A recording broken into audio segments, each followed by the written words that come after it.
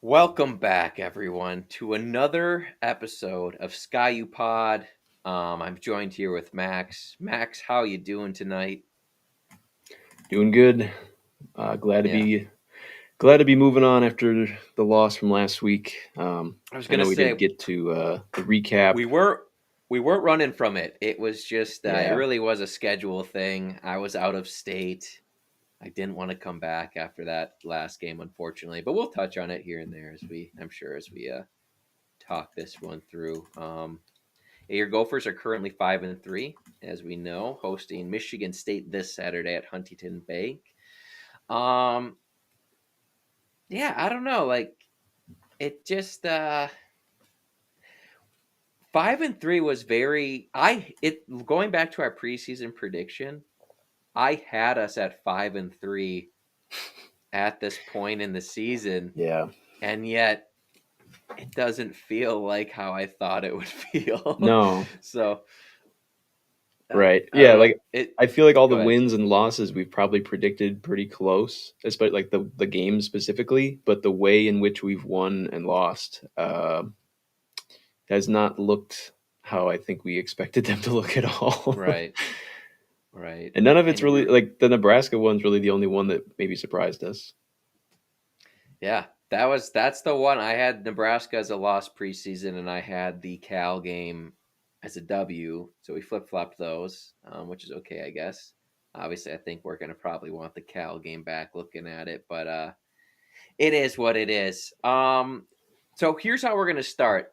We do have here at the College Huddle a Michigan State podcast, and I was able to sit down with them yesterday and do a little preview and record that for you guys here. So, Winston from the Spartan Savant was able to join us, and we'll take a look at that discussion now as we preview this game.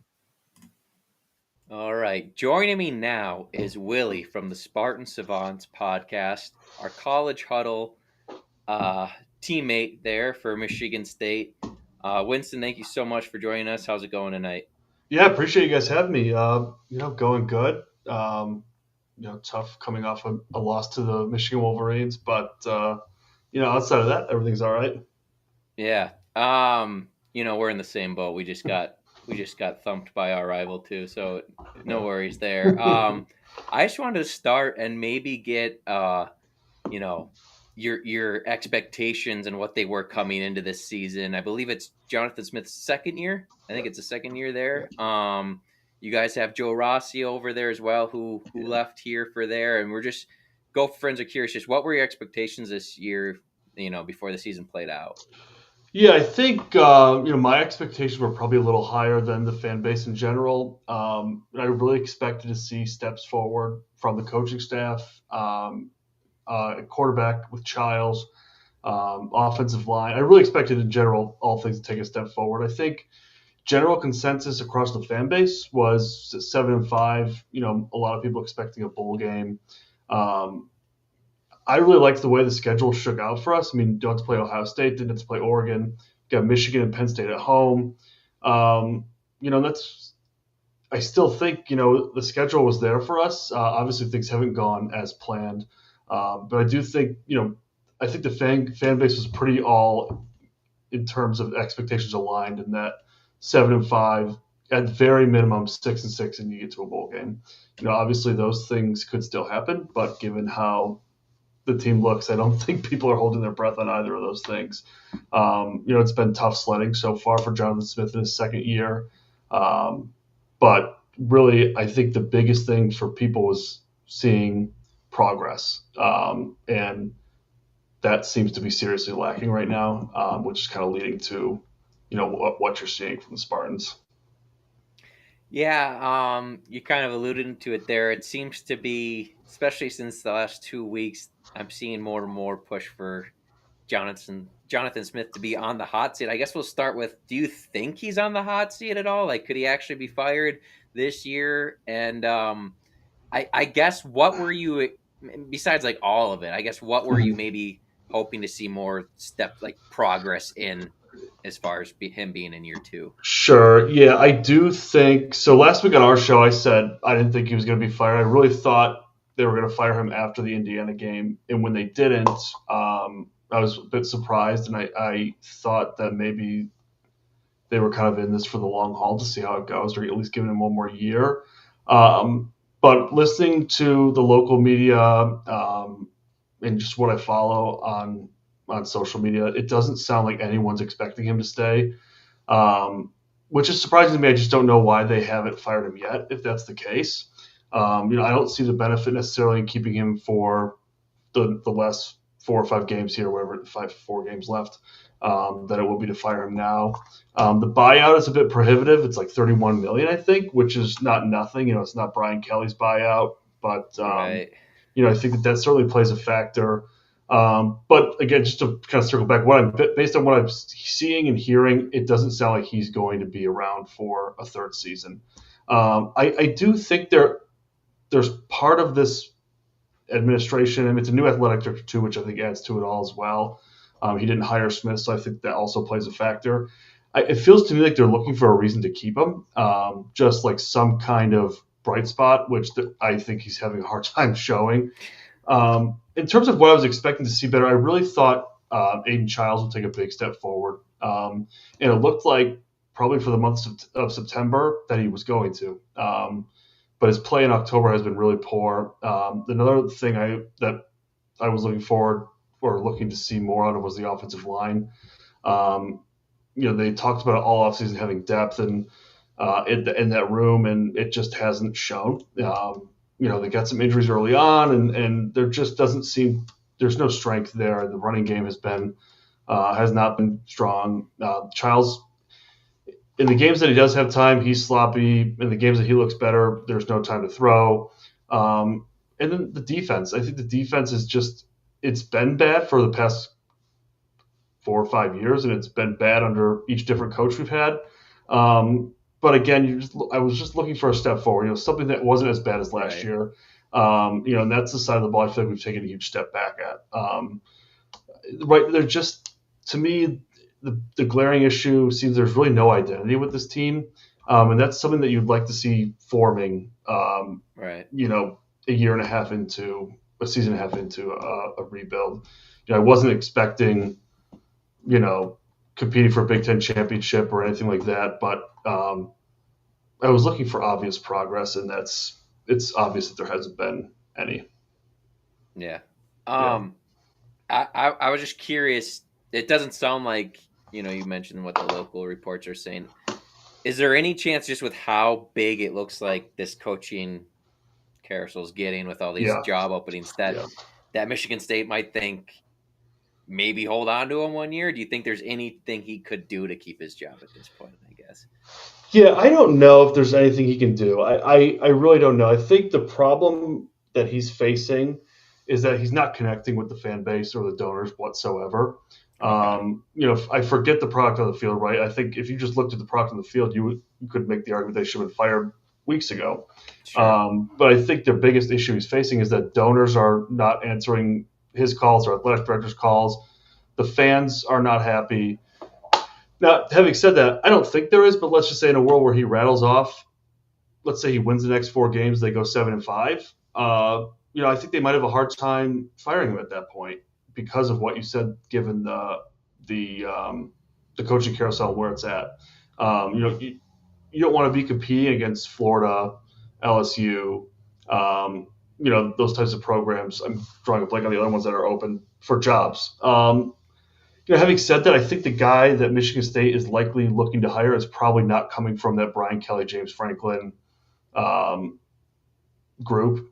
As much as I would I would love for them to hire James Franklin. I think they probably would go with someone a little more. Yeah, right. I think it'd be an interesting hire, but I think they'll probably go for someone a little more under the radar. But again, I still think anyone, if you're going to go after top names that are available, you're going to be competing with a larger group than you probably would like.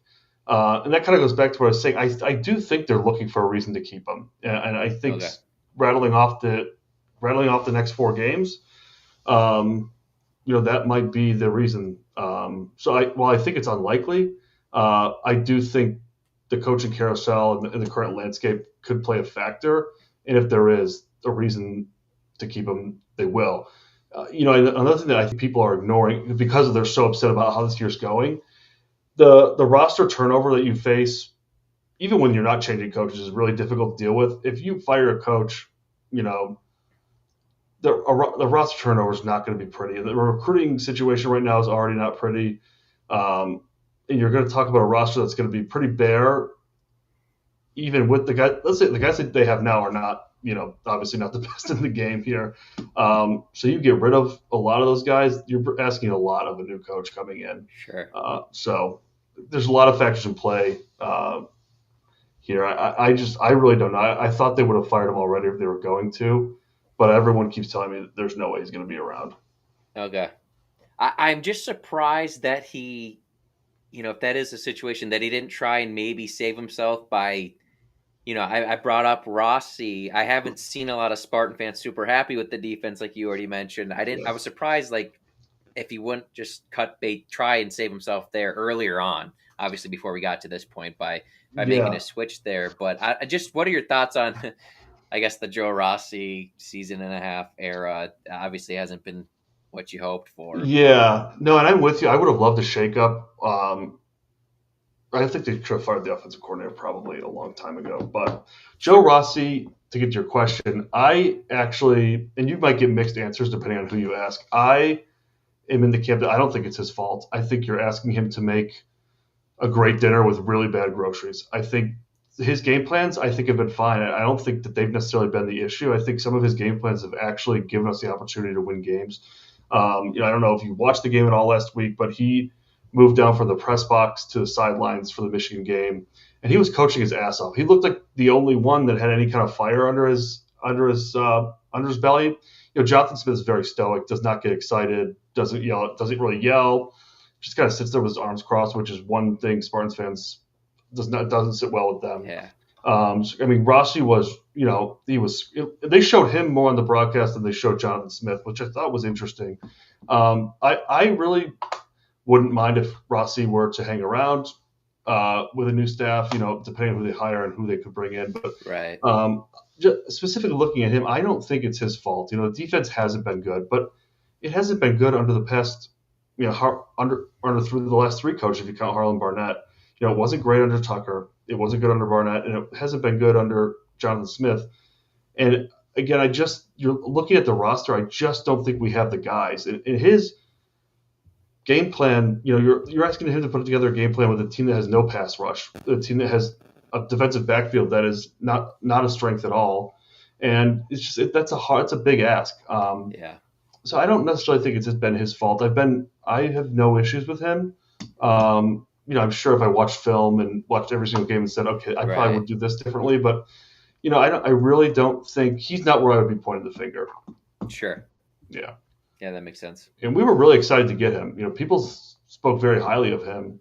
Were you guys bummed when you lost him? Oh, yeah. Well, it was kind of interesting because he had like one of his more disappointing seasons, I would say, his last year. But yeah, he was a staple of being really PJ's like right-hand guy the whole time he was here, at least through his success. Right. We had that stretch there. If you take out the COVID year, we had that 2019, 2021, and 2022 with really, really good defenses. And so, yeah, I thought it was going to work, to be honest, because I think he's from that area, or at least a little bit more out east than Minnesota. Yeah, I think he definitely has some ties to the Midwest for sure. So, yeah, I thought it was going to work. Me too. We were bummed to lose him.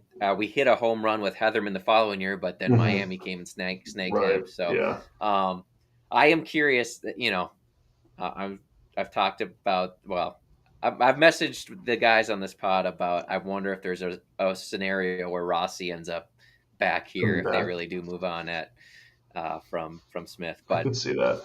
We'll see. That's a little bit out there as far as Gopher fans want to think at this point. But do you know what? Sorry to interrupt. Go ahead. Do you know what? It's your show, so I really do apologize. Do you know what kind of drove him to leave? Was it a money thing? Was it he was looking for more opportunity to maybe be a head coach? Or so a lot of speculation. The money definitely helped because I don't remember the exact figure, but I think he was getting like I want to say it was like an extra 200K a year, and it Yeah. was guaranteed. I think is Yeah. what I remember. I might have Mhm. the figure wrong, but it was a significant increase.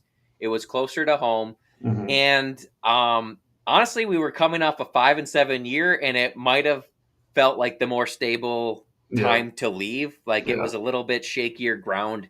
It felt Mhm. like we were in, especially with the Big Ten West Gotcha. going away. I Mhm. think last year was a high pressure year for PJ, and he Mhm. was able to go 7-5, so he kind of staved that off. And now it's Yeah. now we're kind of back to being unhappy a little bit right now. Right.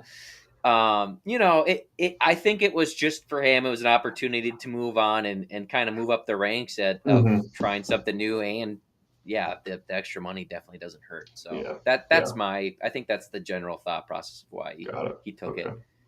Yeah.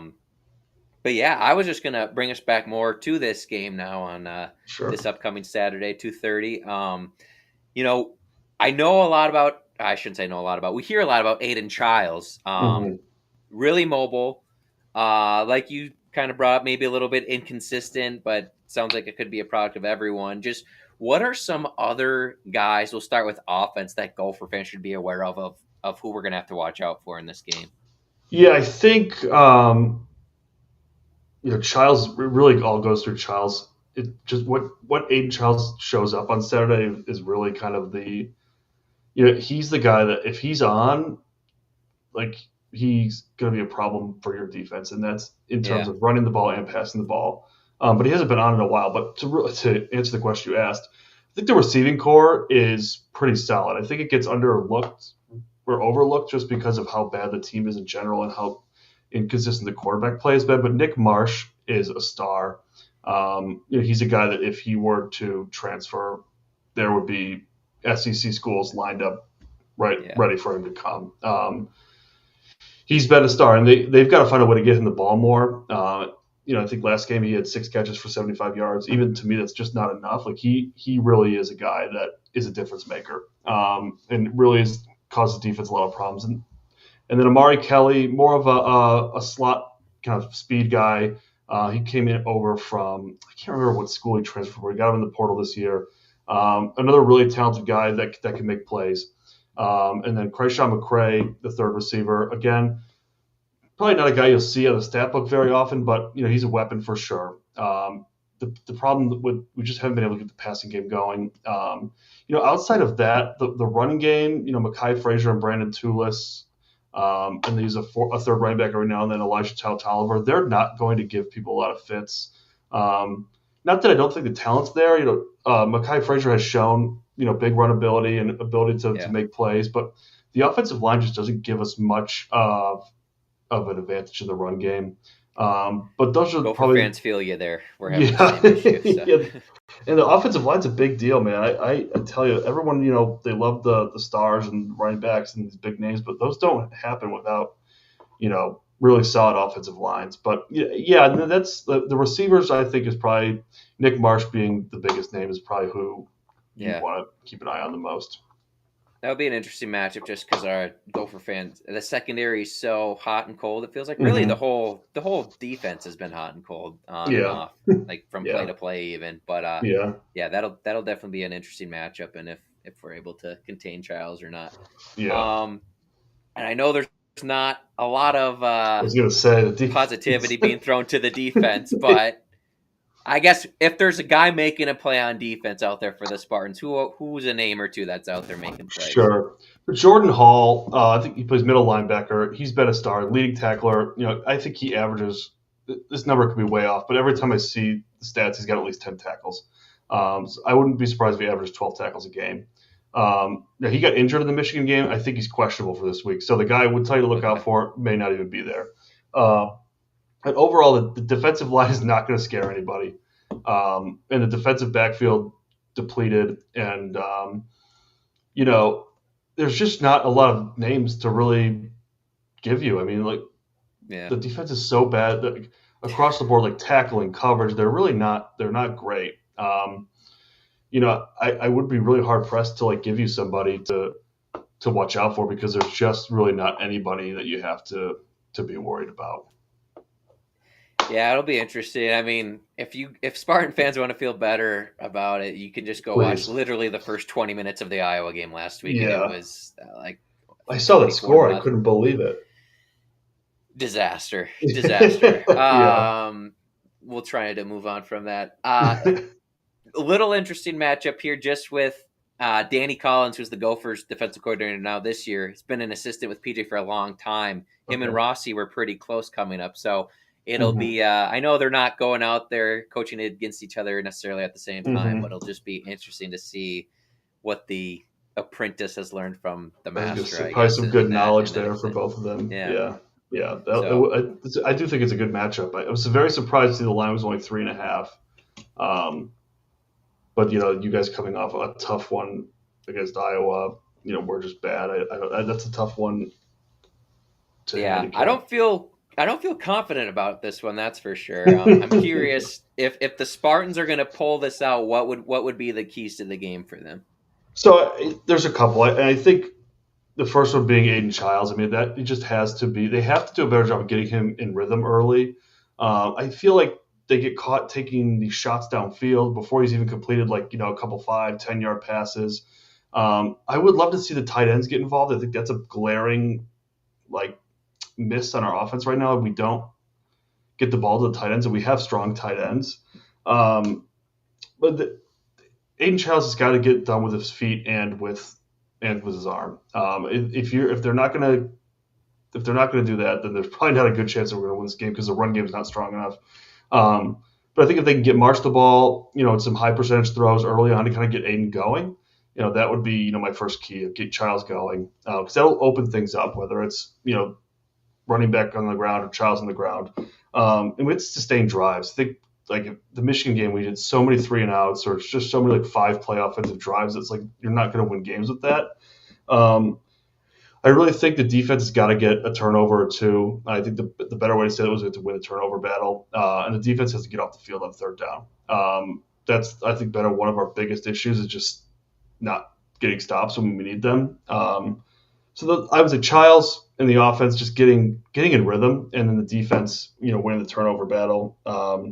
We just need to execute. I mean, the Michigan game was so sloppy, which is really why I thought Jonathan Smith was going to be fired. It was just I feel like the play calling was not where it should be, and Childs just was just so slow. I'm just going to start venting because it's the biggest game of the year. It's this team's Super Bowl, right? Yeah. The team doesn't have much to look forward to outside of this game, and they were so sloppy. So I just really need them to get back on track and execute. And I think that simple keys would be execute on offense and get turnovers and stops on defense. Yeah. Yeah. No, the Gophers are feeling the same way. Trust me. I mean, Iowa has owned us, and PJ knows that, and they don't, Right. and they don't like each other. And you Right. came out and you didn't even give yourself a chance. Even if Iowa is the better team, you just fell right on your face right off the Right. get-go. So Yeah. Well, we know how that is. yeah, Yeah. disappointing. Yeah. All right. What's your score prediction for this one? So again, I think the line is really, really odd, which kind of gave me pause here. But I think I got the Gophers 27-20, and I think that Michigan State will score late. It'll be 27-13 with about a minute and a half left, and Michigan State will score. Probably backup quarterback comes in. That's one thing I was going to mention.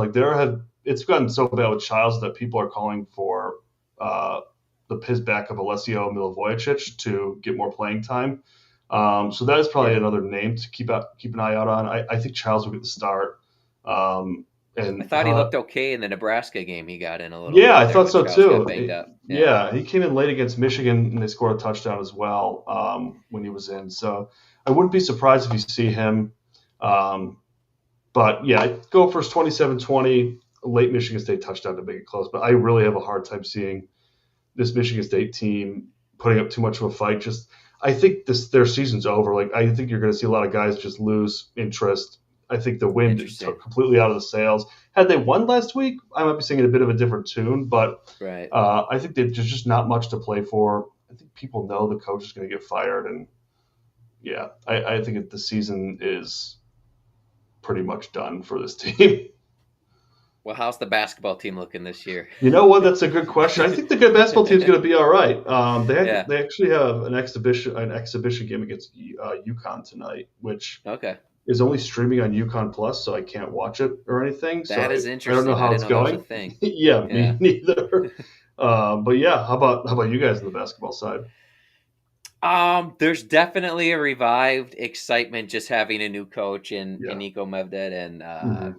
you know, I think the Ben Johnson era was put to bed probably a year too late, but it was Yeah. what it was. He was a nice guy. It just I don't Hmm. think he was built to coach at the Gophers in the NIL era where you got to kind of do some fundraising recruiting, get excitement around it. Yeah. But Yeah. yeah, Yeah. people don't listen to me for my basketball takes, so there's probably somebody being like, "That's not all it was." Anyway, Yeah. No, me neither. um, uh, why don't you go ahead and tell our listeners where they can find your show and where you guys are Yeah, available? no, absolutely. I appreciate it. Spartan Savants podcast. We usually record Wednesday nights, so it comes out Thursday or Friday. You can find us anywhere you get podcasts, Apple, Spotify. I know there's some weirder podcast apps out there. You can probably find it there. YouTube, X, and then we have an Instagram. We don't really use it very much. So YouTube, Same. X, podcast. Yeah, we're still kind of working on the whole social media thing, but Yeah, yeah, definitely. We would, all the listeners we can get, we definitely appreciate it. for sure. Yeah, Yeah, thanks so much for joining us, and yeah, thank good luck you. the rest of the way. Likewise, thanks again, Kurt. I appreciate it. All right, thanks again to Winston from Spartan Savants for that crossover episode. We appreciate his time.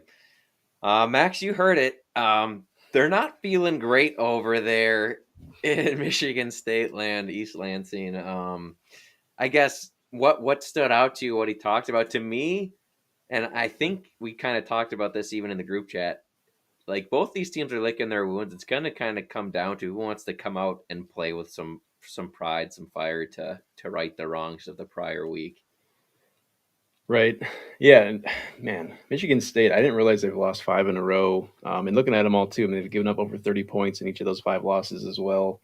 Um, they've had a tough go of it, and they've had a little bit of a gauntlet. I mean, they've had to go to USC, go to Nebraska. They cut UCLA when they got hot in the middle of the season Yeah, here. They had to go to Indiana, and then they just had Michigan, which is a tough rivalry for them. So yeah, I mean, I feel like I heard a lot of similarities between what he was talking about as far as the woes of this Michigan State team, as far as the offense not getting into rhythm, team not having much of an identity, the defense maybe not playing up to their potential. I feel like every point he was making, I was like, we have the same problem, like we have the same yeah, thing.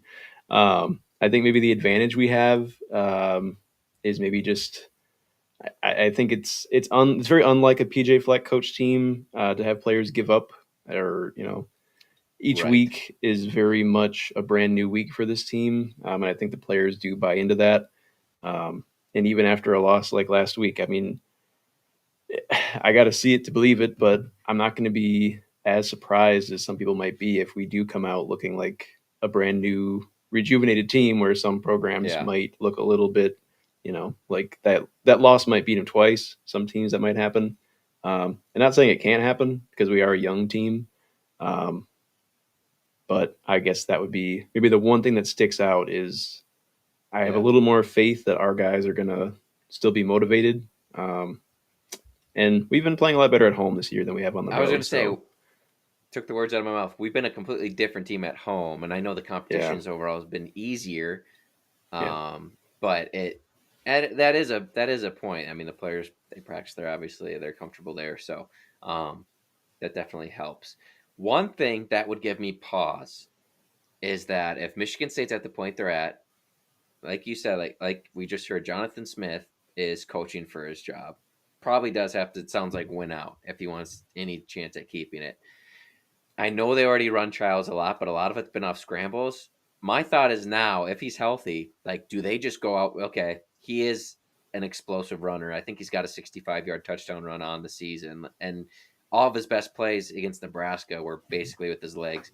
I wonder if they just come out and be like, okay, we're not going to worry about, maybe protecting him a little bit. Not that they want him to get hurt, but like they just go full board with running him, as we've seen the mobile quarterbacks give us some issues. So that would be my only pause, is they just take any kind of handcuffs off of the offense that they thought they were gonna try and hold back for only times where they needed to run them, and if they just choose to run them, because that is what scares me the most. I know they have explosive receivers, but he mentioned it. Winston mentioned it. The trenches have struggled for Sparty, even more so than us, I think. So Definitely. Yeah. No, it'll be interesting to see who can win that battle and who's going to look more physical. Um, but yeah, I mean, that's a good point. Like Michigan State, if you're Michigan State and you're scheming up against our defense and mostly just thinking of it like Michigan State can probably outpace our offense way more than vice oh versa, right? Like yeah, I don't think we can just quickly turn it on and go up tempo and just take a defense by storm. Even though Michigan State's been having struggles on defense, it's just we just haven't been able to figure that out. And I know we've come from behind and won some games, but they've been against much lesser opponents. I do think Michigan State talent wise is a lot better than maybe the record shows, just given their sure. schedule. But yeah, it'll be interesting. I was interested in his comments about Childs too, and I haven't watched it all that closely, but just kind of looking at his numbers, I mean, I thought he's from last year. He has improved, especially I think his biggest knock was just his turnover numbers from last year. Um, but to hear him say he's still making some dumb decisions is interesting. So hopefully we can force him Yeah, into some of those. But he can use his legs, so it's one of those where it's like it's not so much like always getting home because it's going to be tough to get home on a guy like that, but just right. containing him and trying to make him be just a passer because when he gets out of the pocket, he's making a Yeah, lot better throws this year than he was last year. yeah. I as far as the Childs comments goes, I think I did watch pretty much all of that Nebraska game that they Michigan State versus Nebraska, and he struggled passing in that one. That's like all of his big plays were made with his legs. I guess he was banged up later, so maybe that had a factor. But yeah, it's just I think he's just inconsistent. He's Yeah, either a big play or it's a miss of a wide open throw to Nick Marsh, who's the receiver. That's the thing. The receivers are dangerous. Like right. I know Nebraska had really good receivers. I don't think they had the star that Nick Marsh is, so that's something I'm curious to see.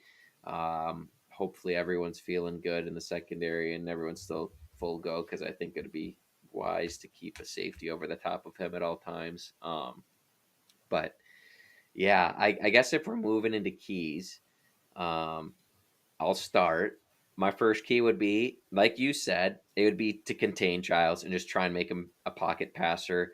Um, Obviously, got to get pressure on him, but yeah, you don't want him escaping. I should say, I would hope maybe Emmanuel Carmo, if healthy, gets a lot more playing time. Just I don't want him to straight up spy, but he's somebody that's going to be able to close the distance a lot faster than a lot of the players on this defense. So I think him getting out on the field this game would be wise.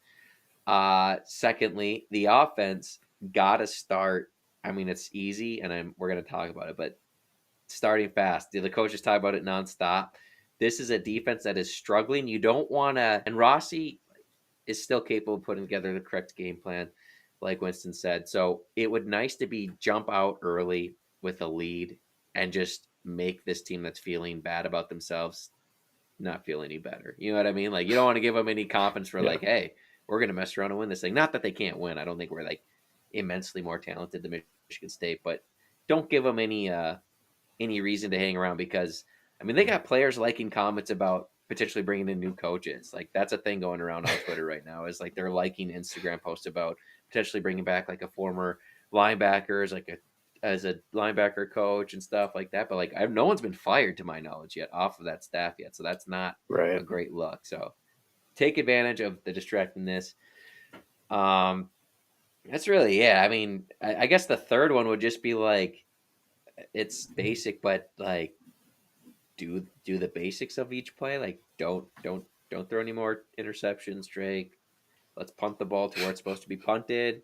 Like even if it's not a boomer or perfect spot, like get the ball punted where it's supposed to be. I guess that those would be the final keys for me. So um, with that, I'm going to go Gophers 28, Sparty 20. I like the Gophers to bounce back at home. I think we come out looking a lot better, but I still think that there's enough athletes for sure on Michigan State to get some points on the board. So I like Minnesota 28-20. I like it. Yeah, my keys are very similar. Just like we talked about, just containing Childs, keeping him in the pocket. Um, it's going to take more than Anthony Smith and Devin Eastern and JLR to compress that pocket. I think we've seen a lot of good things out of Carter Menz and Matt Kingsbury as well. Kingsbury feels Yeah. like a guy that can just fly around and play physical. So if we can get to Childs early, especially if we can actually hit him, um, I think that'll be a huge advantage just to keep him from making those big plays with his legs. Like you said, that might be something they just try to do. So if we can counter that, then advantage us. Be interesting to see what we're at, health wise too, just with John Nestor going down against Iowa as well. So coverage might be Yeah. a problem, but offensively, kind of similar to starting fast and getting into a rhythm is just getting Drake's confidence back. Like if we can just find a way to take what the defense can give us, kind of goes into my third key as well. Just we know Joe Rossi's going to play a lot of zone. He's going to try to play that bend but don't break style. So if we can get Drake in a rhythm early, take what we can get him rolling and get him back to where maybe we saw earlier in the season where he looked like he could be kind of that dude for us that can make every throw and Right. plays bigger than a redshirt freshman. Um, I think that'll set us up good for the rest of the game and probably help the run game as well. If they're going to be keen on Drake throwing the Yeah. football, maybe that can open some things up on the ground. Um, but we'll see. I have a very similar score. I think the Gophers do win this one at home 27-21. Hoping we get out to a pretty early lead. Maybe Michigan State scores late to keep it close. But yeah, I don't know. I do agree as well, just with the line being only 3.5. Feels like it should be more. But watching the games, it's just like Yeah. we I think it never did open quite at five and get a half, to. but yeah. Okay, that makes sense. But yeah, it's like the Gophers just have struggled, especially of late, to like play up to their potential. So Yeah. we might be 6 or 7 points better, which means maybe a 4 point win is more realistic. Right. I don't know. Right. Well, yeah, and the Sparty team is a little different too. Like it'd be nice to come out and see us just kind of do what we did to Nebraska, but like I think this Michigan State team's still like different than that. Like I don't think they're necessarily. I mean, they definitely are soft because they can't. They're not as soft as Nebraska. I don't think, if that Yeah, makes sense. And yet they're still a worse defense. Like right. it's like they get lost in coverage a lot more. You know what I mean? And it's Right. not necessarily like even the fundamentals. Like you said, I just think their players really struggle in pass coverage, especially. So, and they can't get home against the passer. So hopefully we give Drake enough time to take advantage of that. And yeah, I would love to see the O-line come out and have a nice bounce back game against an opponent that on paper they've had a better season than. Even as much as the O-line has struggled, they've had a better season than the Michigan State front seven. So, um, Right. yeah, hopefully a get right opportunity. I'm not saying they should necessarily look at it. I think it definitely has the potential to be a dogfight, but yeah, two go for W. So look at that, folks. We're not overly negative after that heartbreaker. So let us know what you think the score prediction is going to be for this one. Let's see, we got Spang Stash is back. Hey boys, been a while. I'm alive and well, but had a setback or two. Choking on some crow. Thought the thought the manly thing to do was check in since I was on record pumping up this Gopher team. Let's get the next thing and get the 8 wins. Yeah, absolutely. And I think 8 wins is still on the table, right? Because you're at 5-3 right now. Can you get the dub at home against Sparty? We both think so. That gets you bowl eligible. Okay, takes a little bit of the pressure off, and then you have Northwestern and Northwestern and Wisconsin. Northwestern on the road at Wrigley, but and who's a solid team. But those two to get to 8, and then Eugene on a Friday night. Crazier things have happened, I guess. You never know, but yeah, 8 wins is still doable. Right. It is surprising that I did not expect at Northwestern to be the trickiest game outside of, or obviously, Yeah, or not considering Oregon, but like between the Michigan State, Northwestern, and Wisconsin to be the last three, like what truly winnable games. Did not right. expect Northwestern to be the one that's like, oh, we might not be favorites in that one. Right. No, they're playing really well, and honestly, they had their chances aplenty against Nebraska too to take Yeah. that one at Lincoln, but it is what it is. Okay, so we missed our Iowa breakdown. Apologies. I don't think anyone really wanted to hear much on that game. What we thought we would do here, and this isn't us being negative, we're just going to take an honest look kind of where we're at right now, kind of in PJ's tenure, just with the coaching carousel going on. So we got a few questions lined up. So we're just going to talk about this openly and honestly. We'd love to hear from you fans, either comments now during the live or after too, because we do read all the comments you guys leave, Spotify, Apple, whatever. We do appreciate those as well. So let's just start with this, Max. So after last week, I believe PJ is 1-9 against Iowa all time, 1-8 now in his tenure with the Gophers. And every year, it's just sort of this. It's not the same, but it is the same. Like, and I'm not trying to take anything away from Iowa when I say this, but just what does this Gopher program and PJ need to change? You think, specifically against Iowa, because it's not that we've been at the same tier as Iowa for the most part. I'm not trying to suggest that, but the losses to Iowa have just been different than losses to other teams where we're in the somewhat same ballpark. And like I understand the losses to Iowa State like that, but that one to Iowa, that was ugly. Right. Yeah, the the thing that stands out is really just the fact that it feels like most of those losses we just couldn't get out of our own way, or we didn't play up to the level at which we were playing maybe earlier that year, later in that season. Um, I mean, you look at last weekend in particular, like obviously Iowa was the better team, and I don't know. I mean, even if we played our best game, it was going to be a battle, but like to not even really put up much of a fight and to have everything go wrong the way that it did in that rivalry game with an extra day of rest, coming off beating up Nebraska, like it's just crazy how the stars can align like that, and then we come out, we didn't even get off the bus, like Yeah, so. To me, it's like things like that, and especially because PJ's whole mantra, year in and year out, week after week, is you just want to be 1-0 in that week. He doesn't believe in momentum. He doesn't believe in anything impacting from the week prior impacts the current week. But every year, we beat up on Nebraska and we can't beat Iowa. We play our yeah, best game against Nebraska, we can't beat Iowa. So it's like you can say it all you want, but there is, and it's across all of college football, right? Like teams get hot, teams get another team's number, you beat up on them, you get a little more confidence, you get a little more swagger, and it just comes, winning those games come a little bit easier. And right now, Kirk Ferentz has that over Minnesota, and he's had it for a right, while, and right. so it's Yeah, I just want to obviously make sure we're aware of that. Like, we yeah, understand the run Iowa's been on. I'm not trying to take anything away. It's right. just here's where It I hasn't go been to it. that It's close. right. Well, like, yeah, there was a stretch there where it was, and I'm like, okay, like we're right there. Like the Mo game, honestly, I don't know what else PJ was supposed to do. We ran the ball for like 250 yards and still lost just because of turnovers and whatnot. It does feel like just when PJ talks about this game, it's such a mental thing for I think the coaching staff. I think they're in their own heads with this game in particular.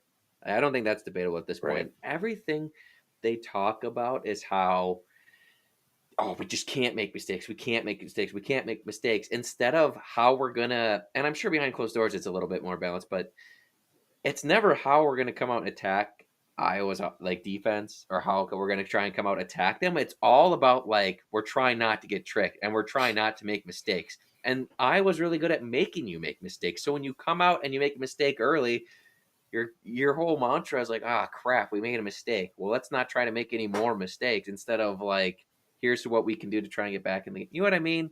Like Yeah. we're so in this game in particular reactionary to what I was doing at all times. Like you said, we didn't even get off the bus, which I believe in part's true, but it's also like Iowa sets a trap for us. It's like everyone knows the trap that's gonna get set for us, and like we walk right into it anyway. So, like, one thing I wanted to bring up was how that first drive, again, Iowa's first drive against Gophers, immaculate. Like, it looks perfectly ran as always.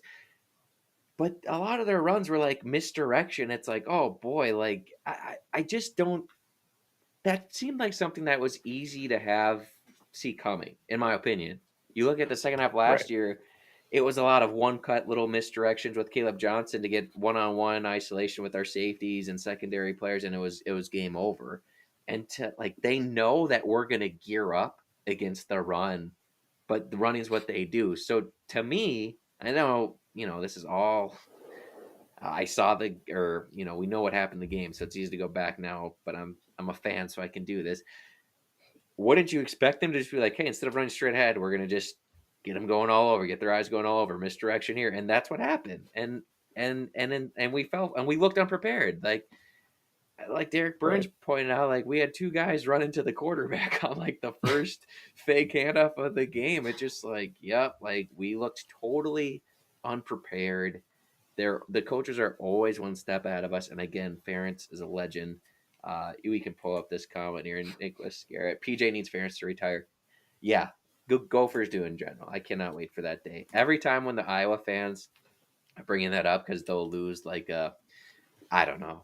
I'm trying like who's like if they play like Indy or they already played India, but if they play like Ohio State and they lose like a 35-3 and it's like please get Ferentz out of here to retire. I'm always right there with him. Like, I'm with you. It's time to move on. Go swing big, buddy. Go get, They got you know, Oregon this week. yeah. Is that this week or next week? I think it's next week. Oh, that is next week. That's right. Yeah, They're both they're on off. bye, I believe. But Yeah, yeah. that's right. So that'll be a great game, by the way. That's in Ferentz. That's in Kinnick. So I hope they stick it to Ferentz. All right. Anyway. Yeah.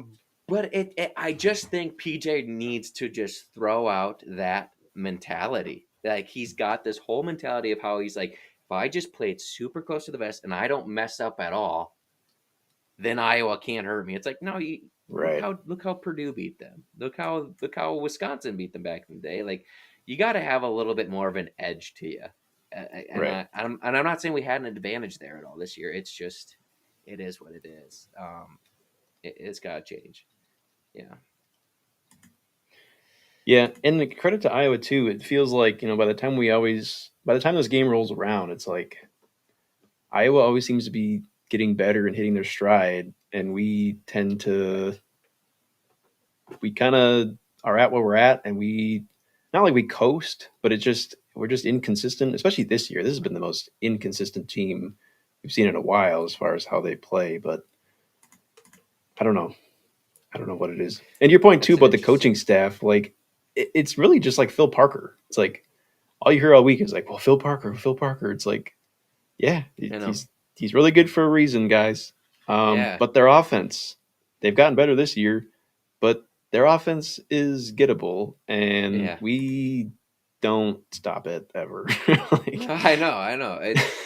Thank goodness for like people are like I always hesitated to jump on the Brian Ferentz trashing because he always beat us still and always led right, points down the field right away. right, Like if his quarterback doesn't fumble 3 times or whatever it was the 2 years ago now that we beat him, or 3 years ago, whatever it was. No, 2 years. Yeah. But anyway, like then we probably don't beat him at all that time. That's a good point. Can you bring up yeah, that comment? Nicholas says, "What does Iowa State have that we don't? They don't beat Iowa every year by any means, but they definitely have a lot more success. Iowa State can't have any better recruiting or resources than Minnesota. They don't. Well, they do have a pretty savvy quarterback the last 2 years, so I will give them that. And I think Drake can definitely get to this point. I do think it's the mindset that Campbell puts them in for this game. Like, he's definitely taken his beatings from Ferentz as well, but like, they have a game plan. And we talked to the Iowa games last week. They dink and dunk Iowa to death and move the ball methodically down the field. While I would argue that the Gophers look like they're too concerned about protecting the football. They look more concerned about protecting the ball in this rivalry than moving it down the field at times, in my opinion.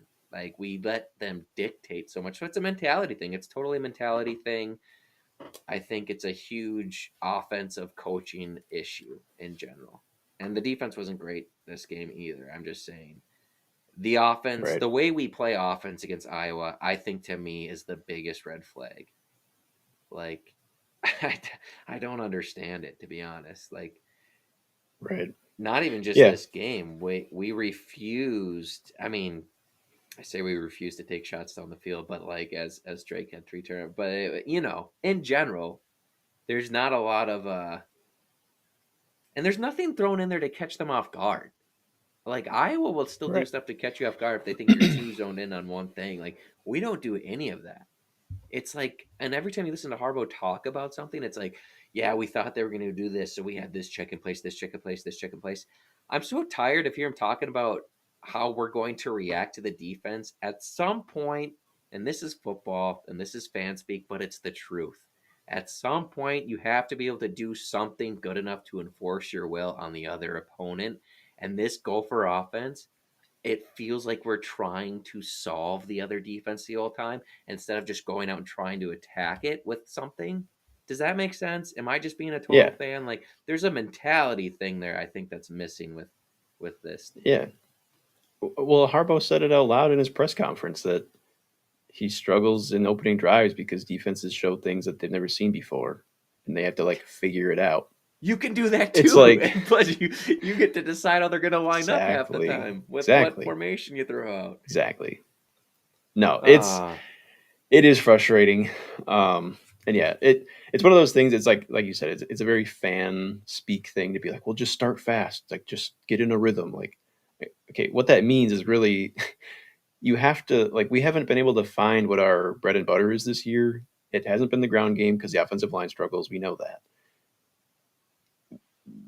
We maybe don't have the wide receivers to be like stretching the field right. most plays, but we have a quarterback that's accurate, and we have a deep set of pass catchers. Like, why can't we just go a little bit up tempo, hit some quick passes, couple run plays mixed in Yeah. to like get the offense kind of going, soften up the defense a little bit, versus starting with running that doesn't work.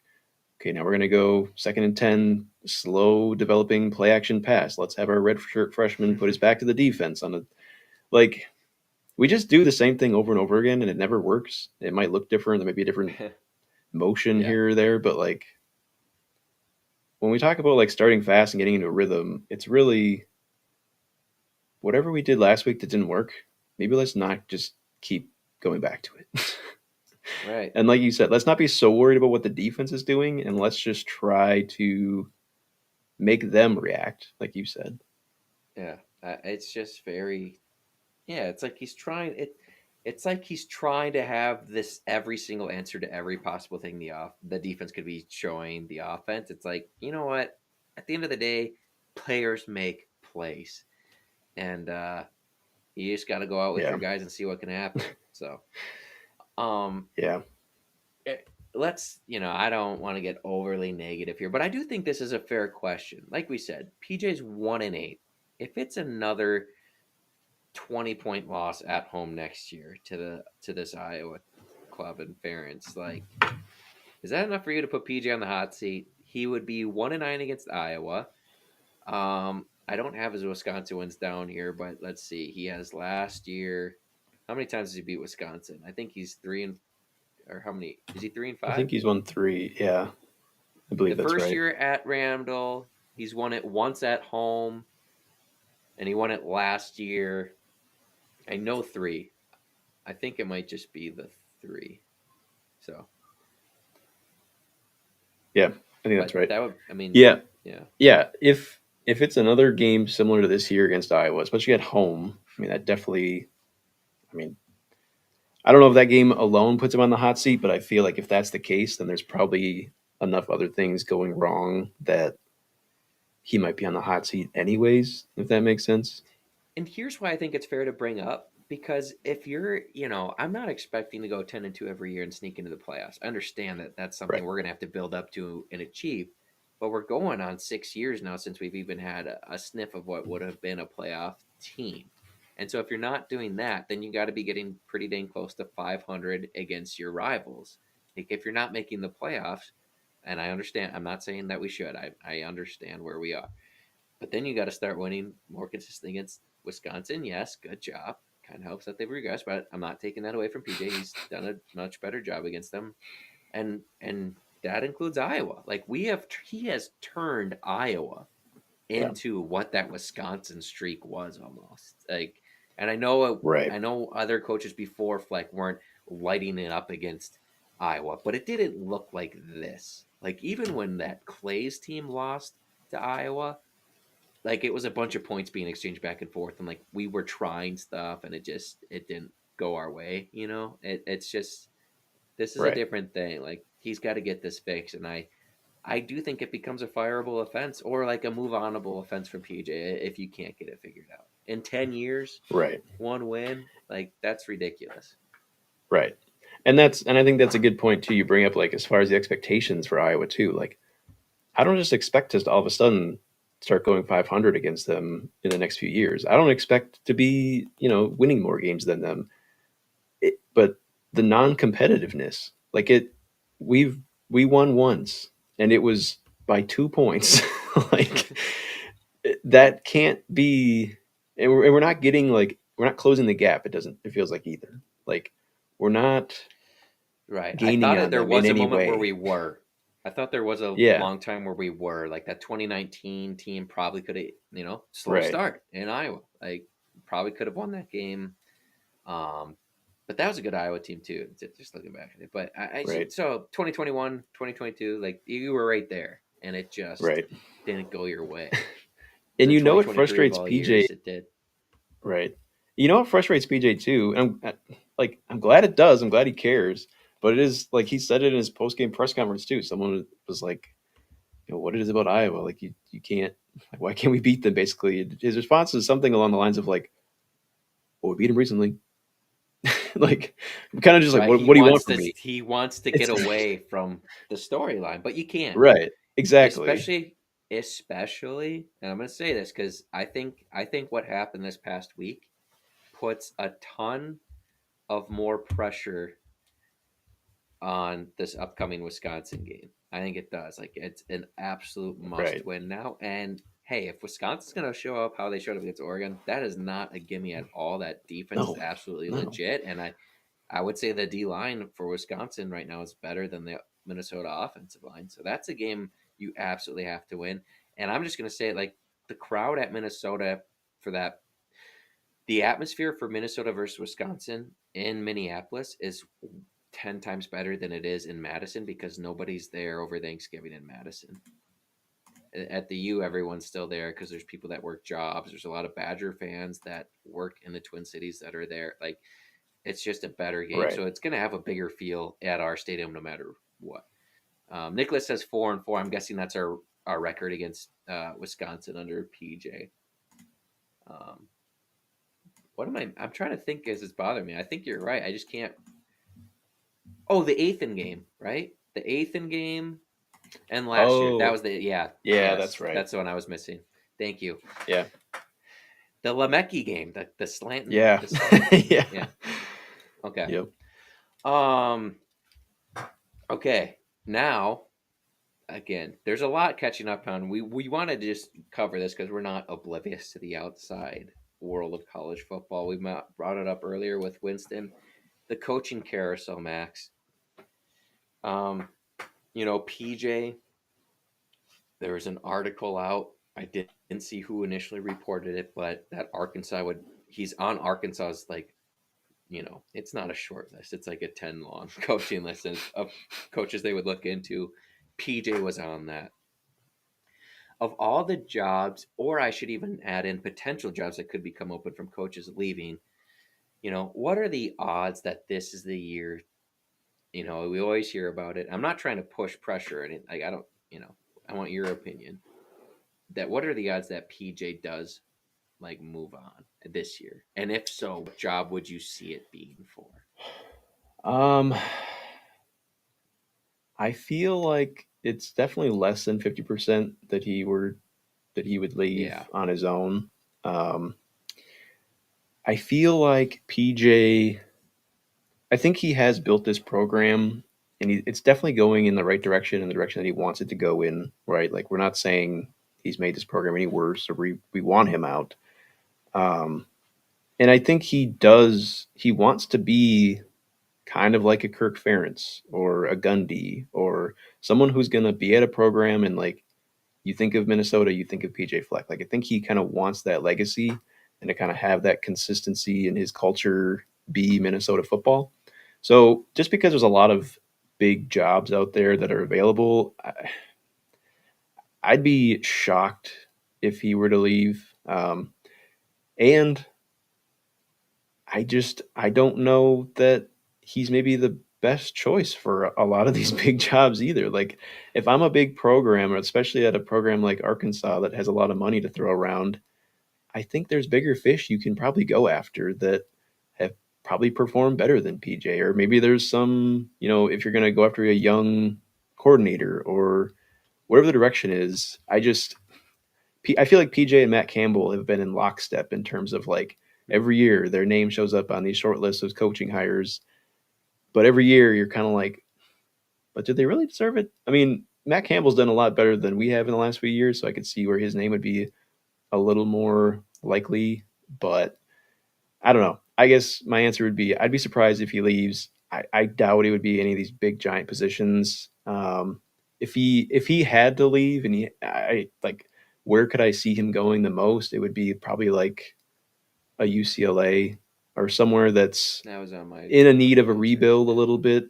Not that some of these big programs aren't in need of a rebuild, but it needs to be a place that's a rebuild that they're going to let him do whatever he wants to do. And I don't think that's at a place like Arkansas or really anywhere in the SEC for that matter. So I know this sounds silly in today's era, but take money aside, I don't think the Arkansas job's very desirable just because of your competition. Oh The yeah, expectations are always higher down there, and everyone that you're trying to beat that's ahead of you has just as much, if not more, money than you. You know, yeah, so to me, it's like, yeah, if you want to go to Arkansas, they probably could maybe provide you more. Like the TV money and revenue share is going to be huge for teams like the Gophers. But Arkansas, I mean, the SEC gets a decent amount of money too from the TV deal. So if you get that, and say you do have a little bit more money to throw around at players down there, like the only thing they have is they're further down south, so there is a broader recruiting area to pick from. But like, I'm with you. I think if you're hiring PJ at this point, and you're one of these other programs, you are committing to a rebuild. I know the transfer portal era is a thing. Um, I don't think it would happen super quick. Like I think it would be like for sure, definitely not year one, maybe year two. Like you're waiting for year three to see like consistent results. I would think if you're going away from them, if you're going with them, I should say. I don't know, like, and I don't know if all these bigger programs have the patience. Like I can't see Florida like if it Florida or Florida State went after PJ, like they would be admitting something that they need to just like tear it down and rebuild it. And I don't know if, especially Florida State, maybe Florida. I can't see Florida doing it either, to be honest. And like you said, like PJ's legacy, I think, is important to PJ, and rightfully so. Like I get that. Like if you want to be like the guy somewhere, that's totally cool. I think that's a cool goal to have. But I don't think you're gonna get that at Florida or Florida State, and right. like they're not letting you put oars on stuff. They're not gonna do that. So, Yeah, the UCLA one's intriguing. Like so here's what I heard. I shouldn't say heard. I read it on X. No idea if it's true, but there was speculation of like people that are somewhat in the know, but they were saying that Jed Fish of Washington is buddies with a huge donor and the AD or president at UCLA, and so and supposedly his wife isn't loving it up there in Washington, up in the Pacific West. I would assume maybe the LA area is better. I've heard it's nice weather there. So if they like went in on Jed Fish, I don't know if Jed Fish is coaching himself into that job or not, but like if he was buddy and he could get UCLA to commit the resources, like I think that's where UCLA could potentially go. I don't think PJ would go there unless he got some kind of commitment like that. That was a long way of getting around to that point. But like I think PJ would want a right. commitment to like we're gonna put more money into the football team starting now. Um, so yeah, I don't know. Like if he did leave, I think it would be for not just because the article, but I think it would be for like an Arkansas. But I don't know if he wants to do that. I don't think he wants to do that. Does he take Lindsey with him if he goes to Arkansas? Be an easy Maybe. sell. Yeah, he's from there, right? So, yeah, Yeah, I mean, probably. I, I don't know, but like, who stays these days in college football? Like, regardless of player and coach, like, Devin Mockabee. does if right, that's true. If Fleck moved on and took, I don't know, pretend Rule left Penn State and went to Nebraska and whatever. Say PJ ended up at Nebraska or UCLA. I think Lindsey would follow him there too, probably, just with how college football works these days, you know? Right. Um, Or at least wherever Harbaugh goes as well, if he chooses. let's just say I need to be convinced of that a little more. I know that's I what say they that because usually I tell know me. I know it's Yeah. coming. Okay. All right.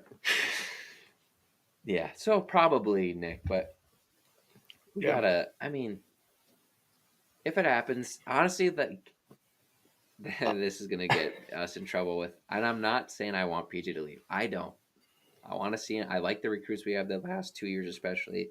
I think the offensive side has a lot of young guys, a lot of young talent that could develop into something. So I want to see that through. Don't get me wrong. I'm just saying, if somebody came and snagged PJ after this season, it would stink. But like, I don't think. I think Minnesota is in a place with the NIL that we do have right now and the revenue share that I think at least getting back to these 8 to 7 win seasons, I don't think it's going to be that hard to find. I mean, the two coaches previously to Fleck both won 8 games in a year, 9 games in a year. So like, uh, I'm not saying it's going to be easy. As long as you get the right guy here, I don't think it's going to be. I don't think I really don't think it's program devastating at this point in year 9 of Fleck Right. if it did get snagged. Don't want it to happen. Don't shoot the Right. messenger. I'm just Yeah, saying. and I think that's the scariest part of all of it is just like you don't know who you're going to get next. Like it's no guarantee that you're going to get the Right. next guy the next year You or could get Brewster. you know right. Like and even if it's a guy that looks like it's the right hire, doesn't always work out. Luke Fickle, Yeah. like That's another one. Like, it's just yeah, you don't know. and it sounds like he's going to survive. So that's the craziest Yeah, part. I will say though, like yeah, coaches used to get 3 to 4 years, and unless everyone's right. bailing on them money wise, which it sounds like it might start to happen, but I don't know.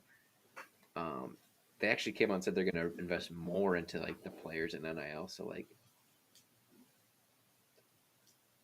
I would give Fickle another year personally, and I'm not just saying that as a Gopher fan. I know it hasn't looked good. I think you went into overhaul a Yeah, system. I would say you got to let him try and actually run it through, and maybe a right, year without his quarterback getting destroyed. Like, but it is what it right. is. And yeah, I mean he tried to do the dairy raid, it didn't work. He went back to the more the pro style. So like they've kind of had their own little resets within his him taking over Wisconsin. And then yeah, this year losing your starting quarterback yet again early on. And I mean this team we talked about it all offseason. This Wisconsin team's schedule is brutal. So Right. no one was I mean bowl eligibility was going to be a big deal for them like so if Yeah. you're Fickle, I It. mean, I'm being like, what do you want me to do? like, Right. it's Right. tough. All right. Um, we have one more, and I promise I didn't. I didn't save this topic for this week. I wanted to get to it when it happened. So this was taken from Gopher Gridiron. This is a direct quote from Ryan Burns, who's the writer for 247 Sports, 24/7 Sports for the Gophers. Great writer. And I want to discuss the quote here. This was in regards to the coaching carousel and if PJ got offered a raise, how he would use the bonus money. So this is a direct quote from Ryan Burns on it. I just want to discuss it.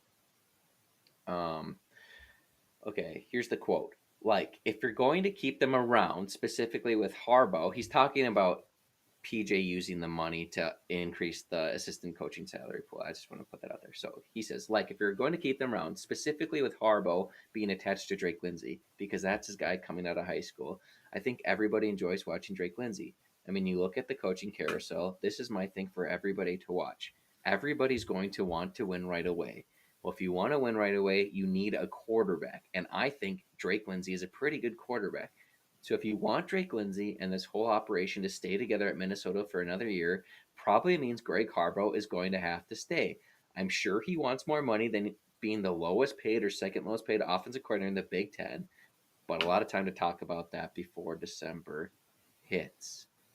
Max, my question to you, based on that quote, and I'm not attacking Birds at all, do you think Greg Harbaugh should be getting paid more as this Gophers offensive coordinator? And secondly, do you think like the like to keep do you think he should be paid more to keep him here in all um with the goal being to keep Drake Lindsay here? Like I guess in part two to that. Like do you think he deserves a pay raise?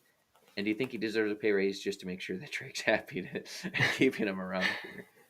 Yeah, I guess it's tough because I don't know exactly what he's making. I know the assistant coaching pool is I believe pretty it's like low. 700K.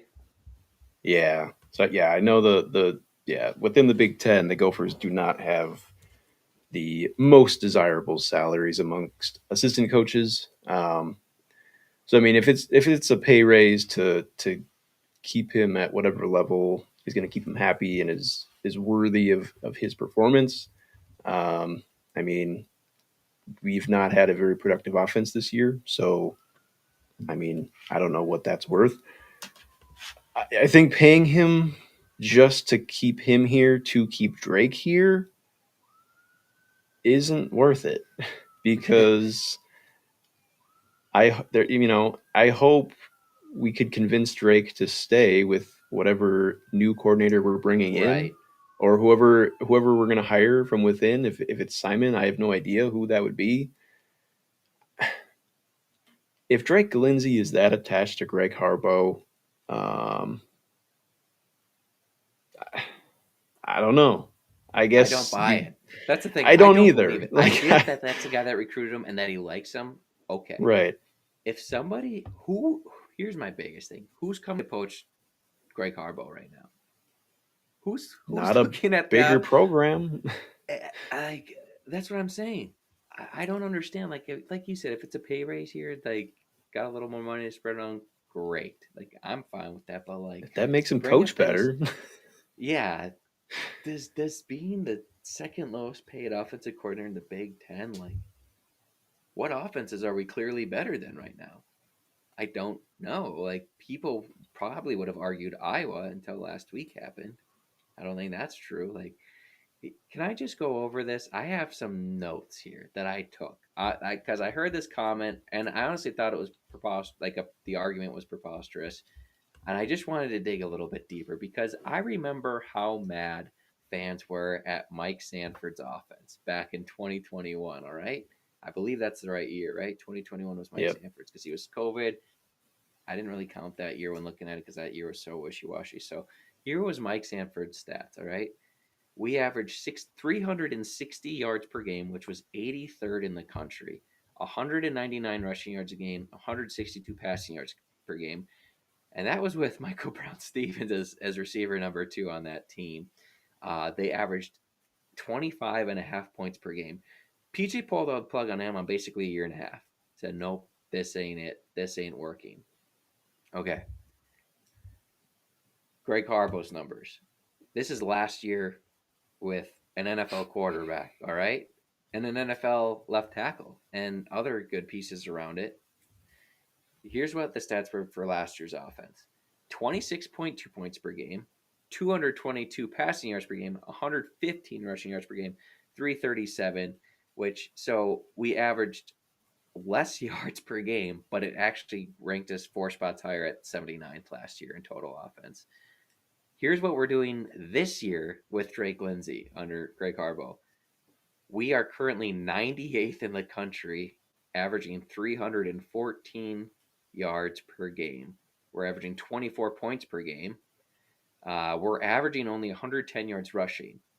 If you take out our game against FCS competition, we are averaging 18.9 per game and 279 yards, and only 77 yards rushing per Yeah. game. It's the So bottom of the barrel in the whole country. Like, where listen, I want Drake to stay too, but like at what point is Greg Harbaugh going to be asked to produce something? And right. we kind of glanced over, like that's not even bringing up our opening drives this year, which has been a huge issue. We're always talking about starting fast. He gets asked about it every game. That's an opportunity to show that you can scheme something up. Like, hey, we haven't shown this. Look, let's go out and execute. And I know he's dependent on the players, obviously. My point is, we've put some players in the NFL here under under this team. Like they're still going off and doing things in the NFL, and it's just not. It's not producing. It's a very inconsistent, mediocre offense, in my opinion. And so, if that was enough to pull the plug on Mike Sanford, who was like supposed to be this guru of developing Jordan Love, like I think that's the only thing Harbaugh has that's keeping him here is that he's got that relationship with Drake Lindsay. I mean, as far as like pressure off of him to produce from PJ. So I don't know. What are your thoughts on all that? I guess. Yeah, and I know he's been one of PJ's guys too for a long time, which it feels like he definitely has a little more, feels like leeway, maybe with some of the guys that have been on his staff for a long time. Um, and it's hard. Like I don't think Harbaugh is like a bad guy or like I don't. It's not like I dislike No, him, and I'm I attacking the think performance. right. And I think what he talks about sometimes, he seems very intelligent, and I think he has the right idea at times as far as like what he's trying to do. But then when you look down and you see what's actually happening, it's like he just he tries to lean more into all of this like we talked about before, like figuring out the defense, all these millions of checks to have at the line, all the different Yeah, protections, all this stuff. It's like we're getting so we're getting so into the weeds and all these things, and we're just running for like 2 yards a carry, and we can't, yeah. get open. Like I, I don't know. I don't know if it's play calling. I don't I know don't if think we scheme it's anybody open right. 90% of the Like time, to be honest. I'm sick of hearing about receiver separation. Go back to those early 2020s teams receivers outside right, of Christoph and Bell. I know Daniel Jackson came on late. Like once Bateman left, those were dark times, and we were moving the ball more than we do now. So like, right. what are we doing? And just to compare it to like the Kirk Soraka offenses, like people ripped Soraka's offense for being too simple, but it worked. I mean, Yep. that's all we want. We just want to find something that works, and then we can kind of stick to it and then build off of it. It feels like we're trying to Yeah. build on top of something that's just like you said. We're one of the worst teams in the country offensively, Yeah. and we're still trying to like make it more difficult to And you run. have nice pieces. I You do. truly We believe. have I know. players. I know that in the years past on this podcast, we've talked about how we thought the receiver room was going to be good. I think the receiver room is actually pretty solid this year. I'm not saying it's amazing. Not Right, saying but it's deep. we're in the top. I think you got a lot of guys, different body types that can make plays. Like I don't think it's a slow receiver room. Like Lemecki's Yeah, making contested catches. I think Javon Tracy has a lot of wiggle and strength, and has shown why he's there. And Jalen Smith, when healthy, has outran people. So I just Coleman, Malachi Coleman too is like he's a freak athlete that is fast. He was fast at Nebraska. I saw him score touchdowns by outrunning people at Nebraska. Like I know he's fast. So I'm kind of over the personnel being the issue. This is year 3.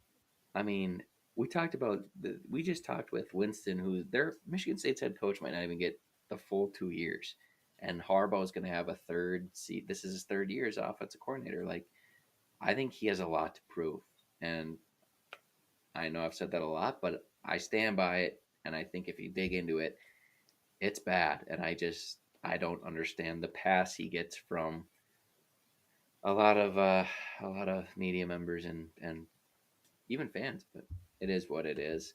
right. Um, And I hope he figures it out. Like, oh I don't yeah, want I'm anyone to rooting lose for their him. job. Like, that's not what Absolutely. we want. Like, we want him to figure it out.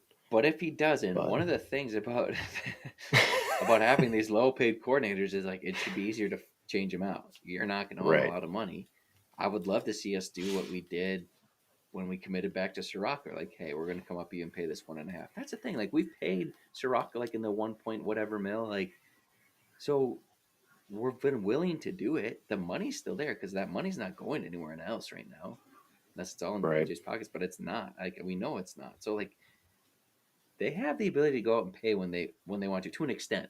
Like, so let's not pretend like we're not going to pay any coordinator $1 million. No, Rossi and Sirocco were both making well over $1 million when they were here. So not the entire time, but it got worked up there. So that is what it is. Okay, folks, this has been a longer pod. I probably could have been split up into two, but we had to kind of get in some state of the program talk there as we missed the Iowa breakdown. So very quickly, we're gonna go through our Sky U Pod parlay. Guess what? Didn't hit last week. Total bull crap. But I like my lock this week, Max.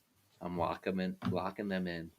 Gophers -3.5 at home. We've been a different team. This Sparty team is dead. The Gophers are going to come out, hold the lead. Sparty will score to make you think it might cover. Not going to. Gophers 28-20. They cover. I like the Gophers here. I love the confidence. I hope that happens. Yeah, I'm gonna take the Georgia Bulldogs. They go to Florida. They're 7.5 point favorite. I know we talked about this before the show. I know Georgia sometimes sleepwalks, but this is a big rivalry for these programs. Um, Florida is just having a tough go this year. It could be one of those that's close at halftime and Georgia just pulls away, but I know it's at the Swamp too. I know that's always a Yeah. factor, but it's not supposed to be rainy. It's not supposed to be any other weather effects. So if Georgia can just take care of business, I think they can easily win by 10 or 14. So we're going to take the Bulldogs -7.5 points. And I don't think we got one from Spencer yet. He So we said will update Tulane that. -5.5. I don't know who they Ooh. play. They're at UTSA. Yeah, That's a Thursday scary night. one.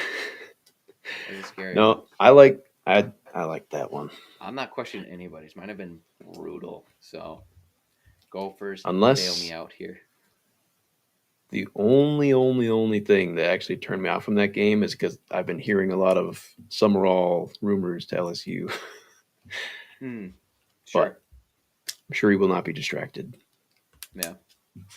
All right. Really quickly here, Max. Let's get through this. Week 10 games. Penn State at Ohio State was probably looking like maybe the game of the year preseason. It is not anymore. Ohio State at home is a 20.5 point favorite. Max, who you got here? I'm going to take Penn State. Just hold your nose and take it, I guess. Hopefully they can have some pride and keep it within 3 scores. Yeah, I hate that line, but I think Ohio State is looking to put it on after a bye. I think they were on bye last week, I believe. So, um, yeah, I think Ohio State at home is going to get it done. So I'll take the Buckeyes there. This is a good one. Vandy is at Texas. Texas is 2.5 point favorites against Vandy. Did Texas find magic there in that overtime late comeback? I don't know. I'm going to take Vandy in the upset just for the story. I have no idea. I don't feel good about it at all. I've been Right. terrible this year, so might as well keep it going. I'll take Vandy. I'm going to take Vandy too. They've just been on a roll. Texas is trying to figure it out. I think Arch Manning got concussed in that game as well last week. Might So be I don't a know if he's blessing in back. disguise for that But offense. that's true. That could be a better thing for him. But I don't know. I'll take the fighting Diego Pavias Yeah. again. All right, we got Oklahoma at Tennessee. Tennessee is a 3.5 point favorite. Here's the thing. I think this Tennessee team is only okay. Like, I think they've done a good job playing this year with losing their quarterbacks late, but I don't think they're, like, great. That being said, they do have it at home. I don't know. I'm going to take Tennessee, but at the same time, I feel like Oklahoma could just outright win, but I'm going to take Tennessee. Yeah, I'm going to take Oklahoma in the points for that very Yeah. reason. So I think they could just outright win. Yeah, it's just such a up and down team. It's interesting. USC at Nebraska. I think, Gopher game aside, I think this is the one I'm most interested in. USC at Nebraska. Nebraska 6.5 point underdogs at home against USC. Listen, I think USC is going to win the game, but I'll take Nebraska in the points at home. Like, USC has just been a different team away from the West Coast. I know they beat Michigan down, who was a tough team, but that was at home.